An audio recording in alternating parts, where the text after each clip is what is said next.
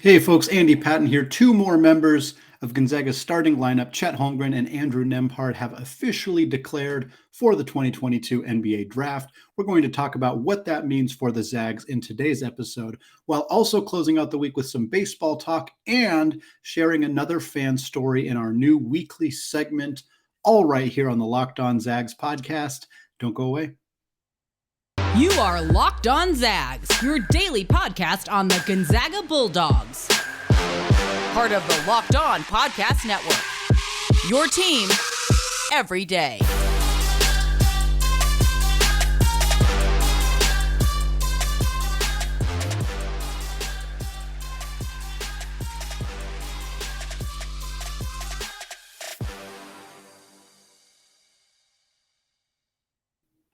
What is going on, y'all? Welcome to the Locked On Zags podcast, part of the Locked On Podcast Network, your team every day. I'm your host and longtime Gonzaga podcaster, Andy Patton, here to bring you news and updates on all things Zag athletics. I also want to thank all of you who have continued to make Locked On Zags your first listen of the day, as well as those of you who have checked the show out on our YouTube channel. It is up close to 600 subscribers. The goal is 1,000.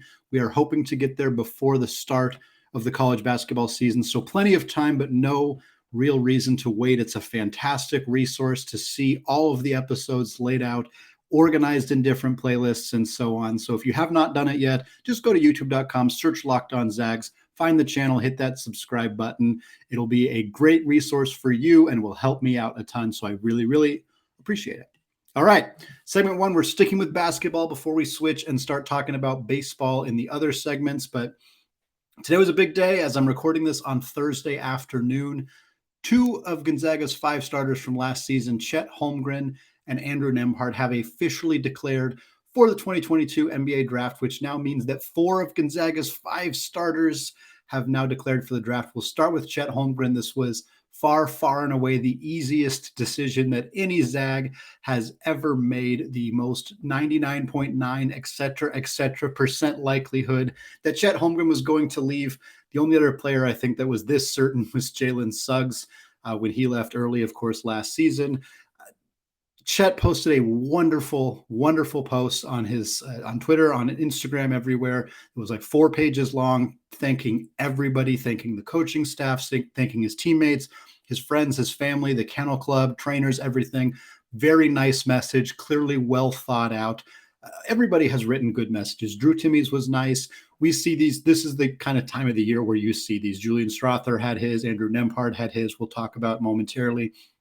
I thought Chet's was fantastic for a guy who was only in college for 1 year, who, didn't acclimate to the Gonzaga community for as long as many other players in this program's history have done. He wasn't here as long as Drew Timme. He wasn't here as long as most of the players that have gone on to have great success out of Gonzaga. They haven't had a lot of one and dones.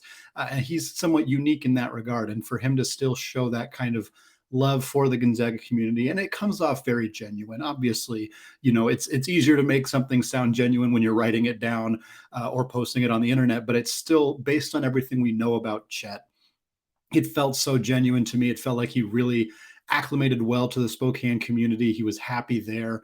The fans obviously loved him for not just his performance on the court, but his kind of demeanor off the court, his willingness to come to Gonzaga and play not necessarily the immediate star role. That wasn't his role at all, really. I mean, he was kind of always the second fiddle, even in the front court, to Drew Timme, at least offensively. He was obviously a star defensively. And I don't mean to say that he wasn't a star offensively either. He was.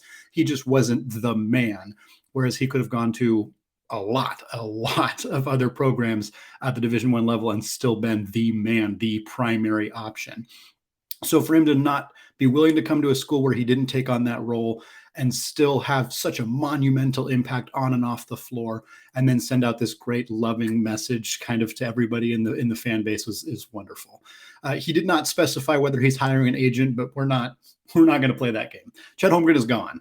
He has played his final game in a Gonzaga uniform. There was 0.0% doubt about that at the end of the season. He is gone. He is going to be a top 5, I think comfortably top 3 pick in the 2022 NBA draft. And we're going to have tons of conversations leading up to the draft about Chet Holmgren, about team fits, about how his workouts are going. We're going to talk to draft experts. We're going to have them on this show. I'm going to go on their shows. We're going to talk a bunch about that.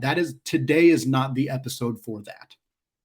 Today is a thank you to Chet Holmgren for sending out a nice message, for making this declaration, and then a little bit of a look at what's next. So we're going to move on to Andrew Nembhard. We're going to talk about him, and then we'll talk a little bit about what this means for Gonzaga.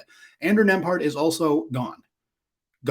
He has declared for the NBA draft for now the third time in his career. There is a rule. This is a not very well-known rule because it hasn't happened all that often. But if you declare for the draft 3 times, you no longer have the ability to return to school. So even though Nembhard does have an additional year of eligibility thanks to the COVID-19 rule that allows these players to have a 5th year, Nembhard has exhausted that eligibility by declaring for the NBA draft.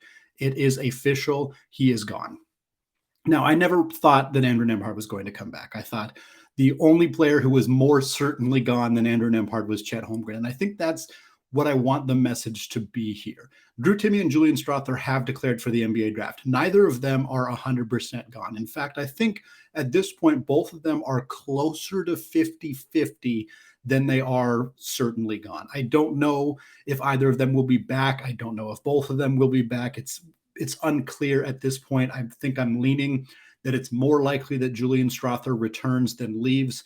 I'm leaning it's more likely that Drew Timme leaves than returns, but both of those things are relatively close to 50-50. But all along, the assumption has been that both Chet Holmgren and Andrew Nembhard are going to leave. Nembhard also had a very nice message.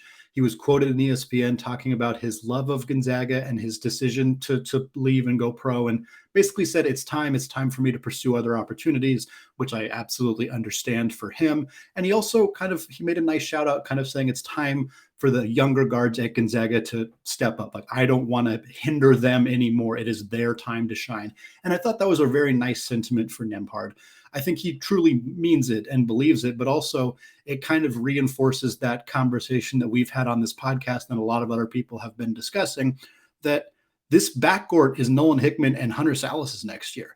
They are the guys, and Nembhard doesn't necessarily have any inside information about that specifically, but in his mind, he's leaving the program in part because he knows there are 2 dudes who can step into starting roles in this guard rotation and kill it. He has absolute confidence that these 2 guys are going to come in, take over big roles, and that Gonzaga is going to be just fine.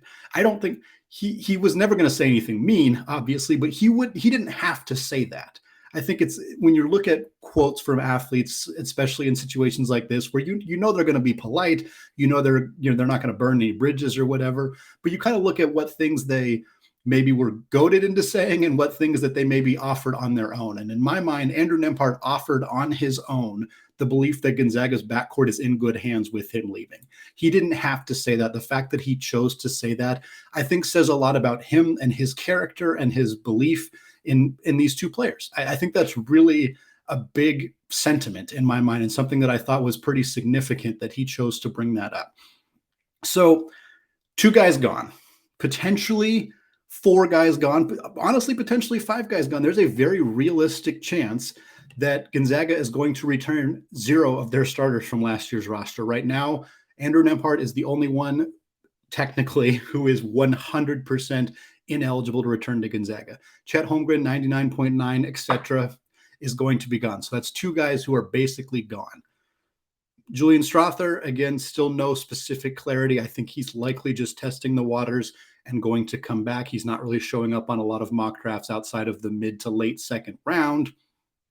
Drew Timme, not showing up on a lot of mock drafts either, but also may not have a lot to gain from returning to Gonzaga, so he may opt to still go the professional route regardless. Ross Bolton, probably not an NBA player, but also a guy who's been in college for a long time and may opt to pursue professional opportunities, either potentially trying to get into the NBA or the G League or going overseas and starting his professional career that way.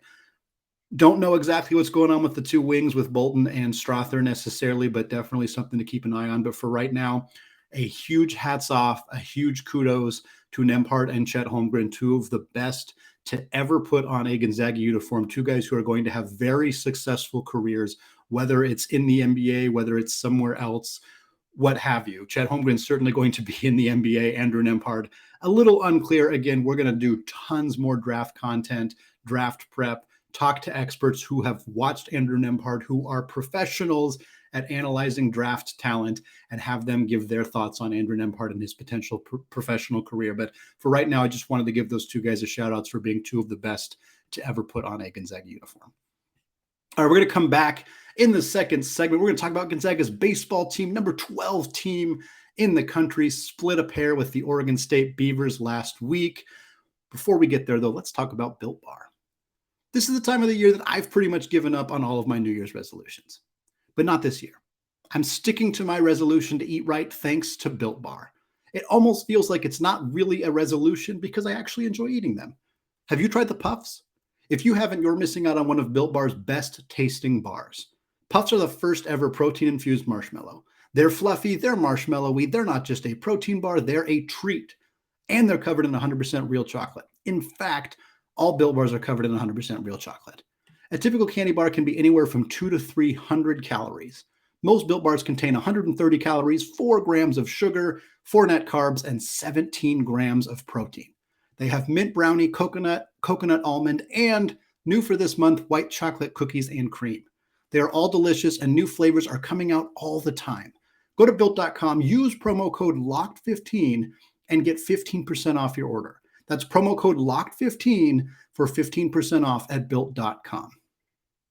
All right, segment 2, still Andy Patton, still locked on Zags, switching over to talk about the Gonzaga baseball team. Try to give them at least one segment per week. Lately, they have merited more than that because they have been killing it, absolutely killing it. The big update for the baseball team right now, they are the number 12 ranked team in the country per D1 baseball. This is the highest ranking in Coach Metcalf's career as the Gonzaga baseball coach. He's been there for a really long time. And for him to have now achieved his highest rating is an incredible testament to him, to the coaching staff, to the players that have come through the program. They have put a lot of really good players into the professional ranks. Marco Gonzalez pitches for the Seattle Mariners, Cody Martin, Tyler Olson, both former Mariners, both former big leaguers, Eli Morgan for the Cleveland Guardians right now. They have Brandon Bailey, who was a previous guest of the Zags Score podcast before I brought it over here. Tons of guys in the big leagues. Those guys helped pave the way for this program to be in the position that they are right now.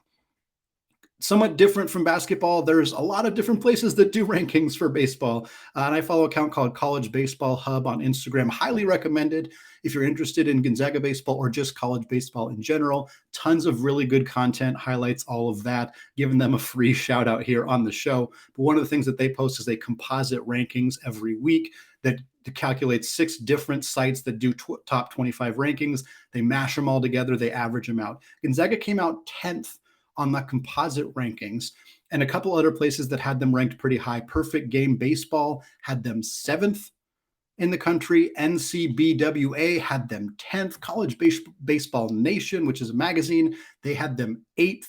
Baseball America had them 12th. USA Today had them 11th.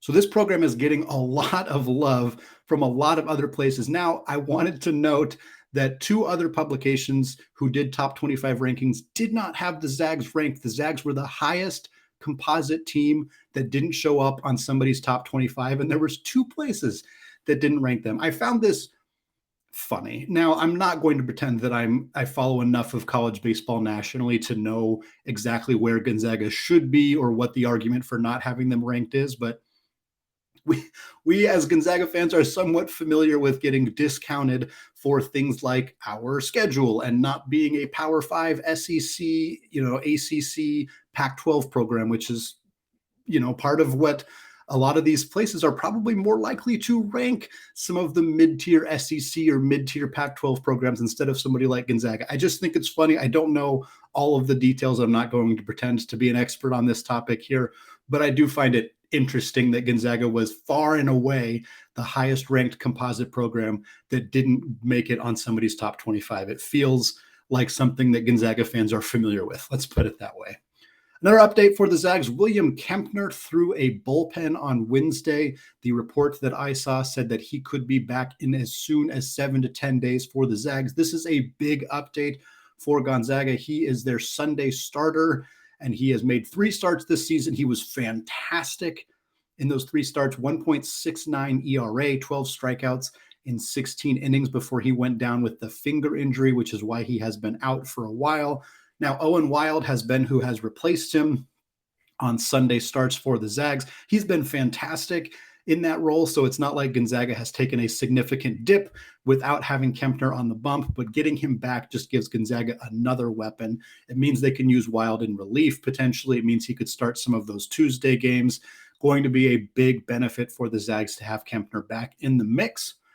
And now let's talk about what happened last week. The Zags are now 24-10 on the season. They took 2 of 3 from the Pilots of Portland, and then they split that weekday mini series with the Beavers 1-1. We'll start with the UP series. They won 5-3 on Friday. We knew that would be a great pitching matchup, and indeed it was. The Zags had to score 2 in the 8th in order to secure the victory. Gabriel Hughes, who's been one of the best pitchers in all of Division I baseball this season, 6 innings pitched. He gave up 3 runs, but none of them were earned, which likely means there was an error in the field that contributed to those runs scoring. He had 10 strikeouts and 4 walks, an outstanding performance from him.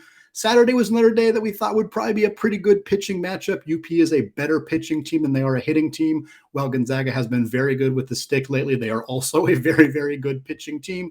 So, of course, on Saturday, 2-1, that's kind of the game that we expected to see. UP scored their second run in the 9th inning to secure a victory there. So it was 1-1 for most of the game. Tristan Vreeling, who has also been just incredible this season for Gonzaga, he's taken a huge leap up on draft boards, is now considered a very, very good potential baseball prospect. He had a fantastic game, 8 scoreless innings for Vreeling, 1 walk, 8 strikeouts against the Pilots, just mowed them down. Really nice game, even though, unfortunately, Gonzaga could not get the bats going and lost that one. They closed out the series with a 5-2 win on Sunday. Shea Kramer hit a 2-run triple in the first inning, helped establish the scoring for the Zags. And again, Owen Wild, who is probably soon going to lose a weekend starting spot, even though he was outstanding in this game. 6 innings, 2 earned runs, 6 strikeouts, and 1 walk. So Wild gave up 2 earned runs. Those were the only 2 earned runs that any of Gonzaga's starting pitching gave up over the entire weekend. Hughes gave up 3 runs, but none of them were earned. Freeling gave up 1 run, but it was not earned. Owen Wild, 2 runs. Those are the only 2 earned runs scored on Gonzaga's starting pitching this weekend. Just a testament to how outstanding the pitching has been for Gonzaga this season. Shout out to pitching coach Brandon Harmon, a former guest of the podcast, who has this team absolutely cooking on the bump this season. And then, of course, the Zags got an opportunity to play the number 2 or number 3, depending on the ranking site that you're looking at, Oregon State Beavers, one of the biggest powerhouses in all of college baseball for the last 15 years at this point. They have been a powerhouse for a very long time. I've mentioned on the show before that those Monday, Tuesday games are often a little bit wonky because teams are not throwing their best pitchers out on the bump because they throw them over the weekend. We definitely saw some of that wonkiness in these 2 games. The Zags did win the first game 13-6. It was 11-6 after 3 innings. 3 innings in, and there was already 17 combined run scores. That's the kind of thing that you see, especially on a Monday game where the teams are pretty gassed after playing over the weekend. This was a pretty strange game. Shout out to Gonzaga's bullpen. Jacob Rutherford and Nico Zeglin combined for 7 2/3 innings. They only gave up 1 run and they struck out 11. That is how Gonzaga won this game. Starting pitching was struggled, but the 2 guys who came in out of the pen shut it down and earned Gonzaga a huge win over the Beavers of Oregon State. They rebounded with a loss, unfortunately, 9-4 in the second game. Cade McGee hit a home run in the first inning, but Oregon State's bats just came alive. It was kind of inevitable. Gonzaga had thrown so much good pitching Friday through Monday. They had been absolutely excellent on the bump. So you kind of knew that it would fall apart a little bit. It's just hard to pitch really well for 5 consecutive days. Still a major shout out to the Zags. for beating Oregon State at all, for taking 2 out of 3 from the Pilots. That's a really, really nice week of games for Gonzaga. They got St. Mary's this weekend in Moraga. St. Mary's is 21-16 on the year, but only 5-10 in conference play. I'd make a joke about them not scheduling a good non-conference slate, because that's the kind of joke that we like to toss St. Mary's way, particularly involving, of course, Randy Bennett and the basketball program.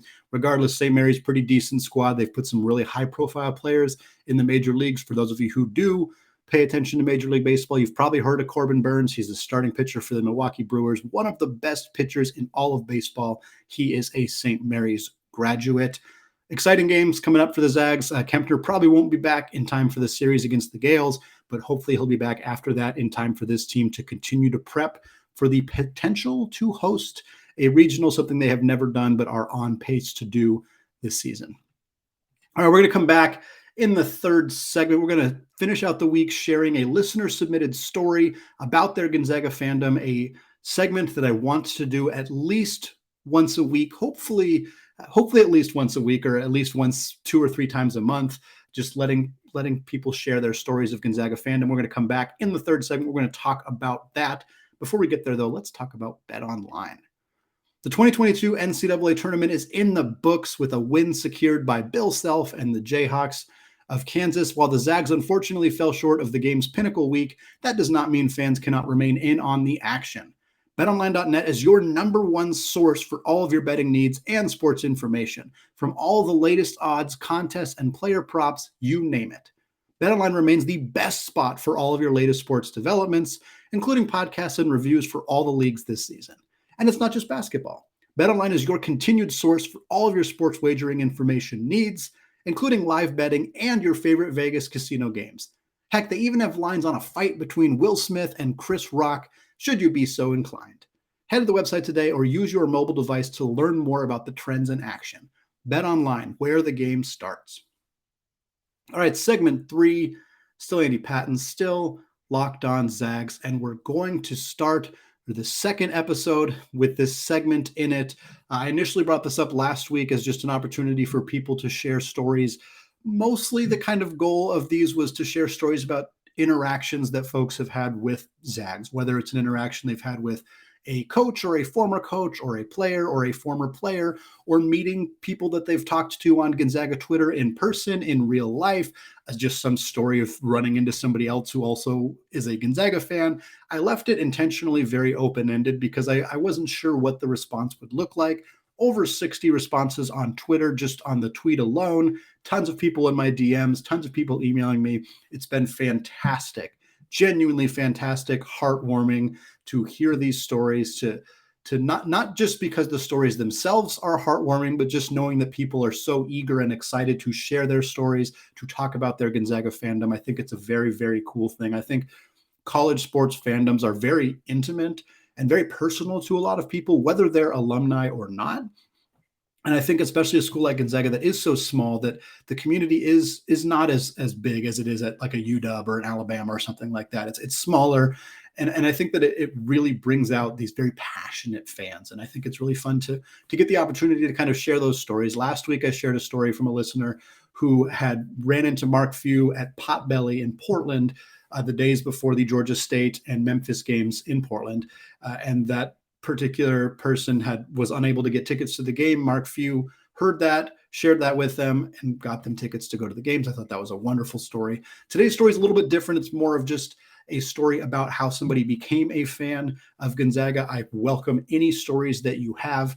I know that this kind of is very similar to the segment that Stephen Carr had as the former host of Locked On Zags. So it's going to sound kind of similar to that today, but I think that that's fantastic. And I think any opportunities to give people to share their stories about their Gonzaga fandom is something that people love and people like to enjoy. And so I think it's a nice way to end the week on Fridays. It probably won't always be on Fridays. I think my plan is to hopefully have it be on Thursdays, but every week's going to be a little bit different. So we'll see how it ends up shaking out. But today I'm going to share a story from Larry, who is a frequent Mailbag Monday question asker via Gmail. And here's his story. He says, we're quoting now, "Here's my Zags story. Not that exciting or heartwarming, but an example of how the Zags have captured followers from around the country. I'm a former high school referee and followed Colorado high school basketball for decades. I attended the 4A, 5A high school state tournament every year. Matt Bolden was a star 5A player and led his high school to a state championship. I saw him play several times in high school, one of my favorite players. Off he goes to a school I had barely heard of, Gonzaga. My reaction, where the heck is Gonzaga? I wanted to follow his college career, and some Zag games were on TV here in the Denver area. I was hooked. I've been following them ever since. Most of their WCC games are on Rocky Mountain Sports, and I have my TV set to record all Zags games. In 2013, we vacationed to the Northwest with a stop in Spokane, toured the campus, student center, gift shop, purchased hats, sweatshirt, other Zag stuff, and we went to the McCarthy Arena but could only watch a couple players shooting hoops through the gates on the concourse. My son and granddaughter visited the school when she was considering attending but didn't, and they got into a game in 2017. Fast forward to Josh Perkins, another Colorado kid who had a good career at Gonzaga, and today I'm still watching and picking them for the Final Four every year and a consistent Locked On Zags listener. Go Zags. So I love this story for a lot of reasons, Larry. Thank you so much for sharing it. I appreciate that, of course. I think it's hard. People are not always fans of a school because they are alumni of the school. And I think that with Gonzaga, my suspicion is that a higher percentage of fans of Gonzaga are alumni than at, your Alabamas or your Washingtons, as I used as a previous example, because those schools kind of encapsulate the whole state. If you live in Alabama, you're a fan of either Alabama or Auburn, regardless of whether you went to those schools or went to college at all. It's similar in most states. In Oregon, you're either a Ducks fan or a Beavers fan. In Washington, you're pretty often either a Cougars fan or a Huskies fan. But that's not the case for everybody. And so for people who are Gonzaga fans who didn't go to Gonzaga, I think that that's really cool to get to see those stories of how they became Gonzaga fans. And in this case, it's Matt Bolden. Larry, I love this story for another reason, which is that we share our timeline of being Gonzaga fans. My first year as a student at Gonzaga was Matt Bolden's senior year, but I had started following Gonzaga a few years prior to attending. So I kind of started following the program right after the Adam Morrison crying in the UCLA game, the 2007, 2008 teams, Jeremy Pargo, Micah Downs, those kind of years were when I first started following the program. And then my first year, again, was Bolden's senior year. So we've kind of been on a similar trajectory. I love that you have made it out to Spokane. That's very, very cool to get that opportunity. And again, I appreciate, obviously, that you continue to be a listener and that you've shared your story. If anybody else has stories, whether it's a story of running into somebody who's affiliated with Gonzaga, whether it's just your story of your fandom, whatever it may be, if you think that I would like to share it on the podcast and you're willing to let me do so, please, please, please reach out to me. You can send me a message on Twitter at ScoreZagsScore or at LockedOnZags. You can email me at andypatton013@gmail.com. I have a couple other stories lined up for the next couple of times we do this, but please, please, please reach out. And hopefully we can share more Zags stories on the podcast, especially to close out the week. All right, that is going to do it for me today. Mailbag coming up next week. We're going to continue our player wrap-ups. We got 5 or 6 more of those to go, and then we're going to get right into NBA draft prep, transfer portal news, all of the fun stuff that's going on in the early stages of the Gonzaga basketball offseason, all right here on the Locked On Zags podcast. Thank you again to those of you who have made Locked On Zags your first listen every day. Now make your second listen the Locked On NBA Draft Podcast. With the college basketball season wrapped up, give Rafael Barlow and a flurry of guests a listen as they prepare for the NBA Draft. Hear thoughts on Chet Holmgren, Paolo Banchero, and the rest of the NBA's future stars on Locked On NBA Draft, part of the Locked On Podcast Network. All right, thank you all for listening, and go Zags.